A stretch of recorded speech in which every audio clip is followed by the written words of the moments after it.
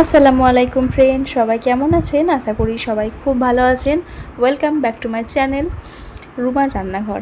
নতুন একটা রেসিপিতে সবাইকে স্বাগত জানাই। তো ফ্রেন্ডস, আজকে চানার ডালের বা বুট ডালের যে হালুয়া হয় আর নরম পাকের হালুয়াটা আজকে বানিয়ে দেখাবো। সাথে থাকবে শক্ত যে পাকের হালুয়াটা, সেটাও থাকবে। তো আজকে মেন রেসিপি আমার এই নরম পাকের বুটের ডালের হালুয়া। সেটা কিভাবে খুবই সুস্বাদু আর সহজে বানানো যায় সেটাই আপনাদের সাথে শেয়ার করব। তো এখানে 1 কেজি পরিমাণে আমি বুটের ডাল নিয়ে নিয়েছি। এবার ডালটাকে খুব ভালো করে চটকে চটকে ধুয়ে নিতে হবে, যতক্ষণ না এই ডালের গা থেকে সম্পূর্ণ ময়লা পানিটা বের হয়ে যাচ্ছে। এবারে উনুনে একটা পাত্র বসিয়ে দিয়েছি, তার মধ্যে পানি দিলাম আর পরিমাণ মতো অল্প একটু নুন দিচ্ছি। আমি যে কোনো মিষ্টি জিনিসে অল্প একটু নুন দিয়ে দিই, নুনটা স্কিপ হয়ে গেছে। ডালটা দিয়ে দিলাম আর কিছু গরম মশলা, এখানে দারুচিনি 2-3 টুকরো আর 5 থেকে 6টা মতো এলাচ আর একটা তেজপাতাকে ছিঁড়ে আমি দিয়ে নিয়েছি। এবার এই বুটের ডালটাকে সেদ্ধ করতে দিয়ে দেবো আমি। তো খুব ভালো মতো এটাকে সেদ্ধ করে নিতে হবে। ভালোভাবে সেদ্ধ হলেই তবেই কিন্তু বুটের ডালের হালুয়াটা পারফেক্টভাবে হয়ে যায়। এখন দেখুন খুব ভালোভাবে কিন্তু ডালগুলো সেদ্ধ হয়ে গেছে। আর এখন মিক্সিং জারের মধ্যে দিয়ে আমি ডালগুলোকে একদম শুকনো শুকনো ব্লেন্ড করে নেব। খুব সুন্দর কিন্তু ব্লেন্ড হয়ে যাচ্ছে, তাও মনে হচ্ছে একদম ঝুরঝুরে আছে পানি না দেওয়ার কারণে। তো আরেকটা কড়াই আমি উনুনে বসিয়ে দিচ্ছি হালুয়াটা করে নেওয়ার জন্য। তো এখন ওই কড়াইয়ের মধ্যে আমি দিয়ে দিচ্ছি বাটার 2 চামচ পরিমাণ আর 1 চামচ পরিমাণ দেব দেশি গাওয়া ঘি। এবারে এই দুটো উপকরণ ভালোভাবে মেল্ট হয়ে গেলে এর মধ্যে আমি যে বুট ডালটাকে ব্লেন্ড করে রেখেছিলাম সেটা দিয়ে নিচ্ছি। এবারে ওই ঘিয়ে আর বাটারের মধ্যে কিন্তু বেশ কিছুক্ষণ একটু নেড়েচেড়ে ভেজে নিতে হবে। দেখবেন খুব সুন্দর একটা ফ্লেভার বের হবে যখন এটা নাড়াচাড়া করে একটু ভেজে নেবেন। এটা প্রায় মিনিট 5 মতো নেড়েচেড়ে ভেজে নিয়েছি। দেখবেন একটা শুকনো শুকনো ভাব চলে এসেছে, তখন কিন্তু এর মধ্যে চিনি অ্যাড করে দিতে হবে। তো আমি প্রায় মিনিট 5-6 মতো ভেজে নিয়েছি নেড়েচেড়ে। এবারে এর মধ্যে আমি চিনি অ্যাড করে দিচ্ছি। তো টোটাল ডালটা আমার ছিল 1 কেজি পরিমাণ, অর্ধেক থেকে একটু কম নিয়েছি আমি এই নরম পাকের হালুয়াটা বানানোর জন্য। আর বাকিটা বানাবো শক্ত পাকের, যেটা উনুনে বানাবো, সেটা রেখে দিয়েছি, সেটাও আপনাদের দেখাবো। তো নেড়েচেড়ে ভেজে নেওয়ার পর এখানে ছোটো একটা বাটি নিয়েছি, যার মধ্যে চিনিটা পরিমাপ করে নিচ্ছি।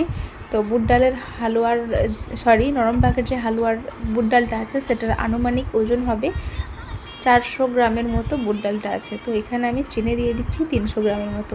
এর থেকে বেশি দিলে মনে হয় খুব মিষ্টি হয়ে যাবে, তাই এর থেকে বেশি মিষ্টি আমি ব্যবহার করব না। আপনারা যদি খেতে পছন্দ করেন আপনারা অবশ্যই দিতে পারেন। তো এটাই আমার কাছে মনে হচ্ছে মিষ্টিটা একটু বেশি হয়ে গেছে। তো চিনিটা গলে যাওয়ার পর এরকম একটু লিকুইডই হয়ে যাবে, তখন এর মধ্যে আমি একটু ফুড কালার দিয়ে নিচ্ছি। এটা কিন্তু সম্পূর্ণ অপশনাল, আপনারা চাইলে কিন্তু নাও দিতে পারেন। তো শুধুমাত্র দেওয়া হয় একটুখানি ফুড কালারটা দেওয়া হয় যাতে হালুয়ার কালারটা বা যে কোনো খাবারের কালারটা আকর্ষণীয় হয়, সেই জন্য। তাছাড়া এই ফুড কালার দিলে কিন্তু কোনো রকম খাবারের টেস্ট এদিক ওদিক হবে না, যেমন টেস্ট সেরকমই থাকবে, এতে কিন্তু টেস্টের হেরফের হয় না। শুধুমাত্র কালারটা একটু সুন্দর লাগার জন্য, দেখতে আকর্ষণীয় লাগার জন্য ফুড কালারটা ব্যবহার করা হয়। আপনারা চাইলে এটা স্কিপ করে যেতে পারেন। তো ভালোভাবে চিনিটা কিন্তু গলে গিয়ে অনেকটা টেনে গেছে। তো অনবরত কিন্তু নাড়তে হবে, তা না হলে কিন্তু নিচে লেগে যাবে। তো আরেকটা কথা বন্ধুরা, আমি কিন্তু এটা ব্লেন্ডারে ব্লেন্ড করে নিয়েছি। আপনারা যদি সুবিধার্থে কাজে আপনারা কিন্তু শিলপাটাতেও বেটে নিতে পারেন, তাতে কোনো অসুবিধা নেই।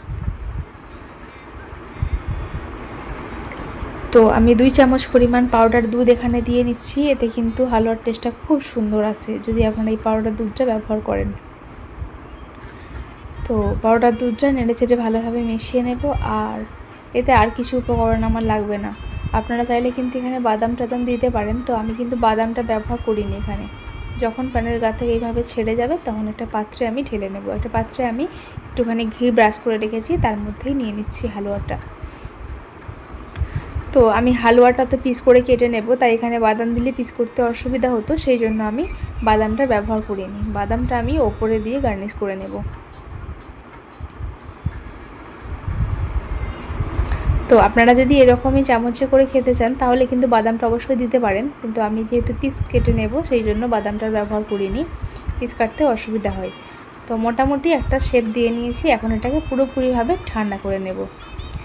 আর এখন পালা হচ্ছে উনুনে কড়াইতেও আমি সেম প্রসেসে ঘি আর বাটার দিয়ে নিয়েছি, আর বুটের ডালটাকে ভালো করে ভেজে নিয়ে তার মধ্যে চিনি দিয়ে দিয়েছি। এখানে আমার 650 গ্রাম বা 600-র মতো বুট ডালটা আছে, এর মধ্যেও আমি চিনি দিয়ে নিয়েছি প্রায় 400 গ্রাম। চিনিটা গলে গিয়ে অনেকটা লিকুইডি ভাব হয়ে গেছে, এখন দেখতে অনেকটা মাখার সন্দেশের মতো লাগছে, তাই না বন্ধুরা?